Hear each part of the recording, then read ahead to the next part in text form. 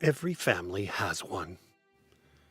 That one relative who is a little louder than all the rest, a bit more opinionated, drinks perhaps a titch too much at gatherings, does one too many inappropriate things at reunions. Uncle Eric was ours. A self-made man who worked for the railway some 40-odd years. An engineer for some of it. He drove the darn things. Made his home in Edmonton, Alberta, and was married to my mum's sister, Teresa, the most gentle and soft-spoken of them all.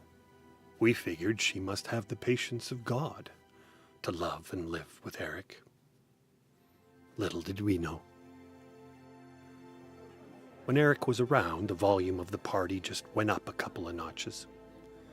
He always had a drink in his hand and spoke with a voice that could be heard across the yard, from inside or outside the house. It reminded me of a chainsaw when I was a kid, how it would spit and sputter, depending on how passionate he was about the topic being discussed. At some gatherings, he would end up passed out under a table or a chair. As kids, we would line up bottle caps on his belly. Teresa gathering him up when it was time to go, always waiting for him to wake from his induced slumber, clearing plates, cleaning up party favors. I never told my uncle this, but I loved him for it all. He definitely stood out amongst the crowd.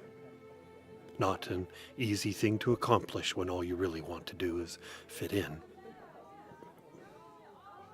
As our family get-togethers were few and far between, I maybe saw him a dozen or more times during his life.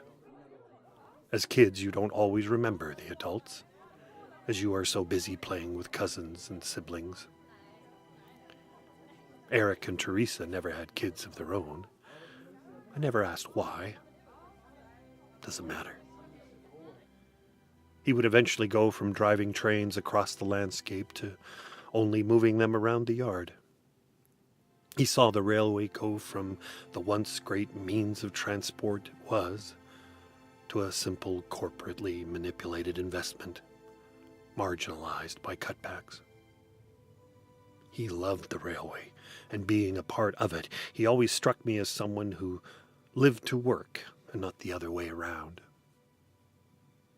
On the day he retired, he punched his time card one last time, drove home, walked in the house.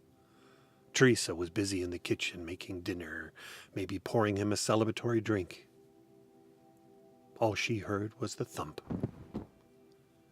Doctor said he was dead before he hit the floor. He was a frugal man, pinched every penny, spoke of money often, and if he could get someone else to pay for something, he would. When he passed, my Aunt Teresa was able to spend the next few decades traveling the world on cruise ships and exotic holidays. All because of those pennies. She has been well cared for long after old Eric took his bow. He surely loved her. I miss him. He was an original, and I am certain incredibly interesting underneath if he would have ever allowed you in. I like to picture him partying with the angels, chainsaw roaring, bottle caps heaving up and down.